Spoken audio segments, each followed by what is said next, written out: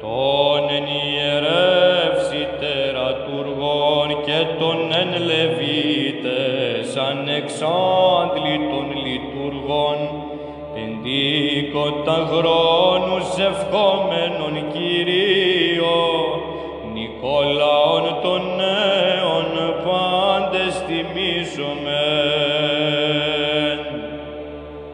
Τον της νήσου άξων νέων βλαστών και των Αθηναίων ιερότατων λειτουργών, πλανάντων πατέρα και θείον αριστεία, εν ύμνης πανεφήμης νυν καταστέψομεν.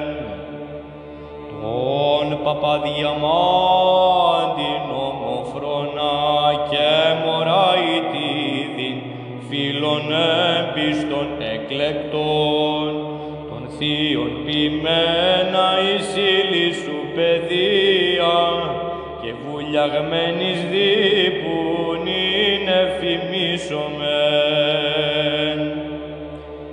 Τον της εγκρατείας μυστην τρανών και της αγρυπνίας, των ωραίων μυσταγωγών, των εν εσχάτης χρόνης βιώσαντα αμέπτος, Νικόλαον των θείων ανεφημίσομεν.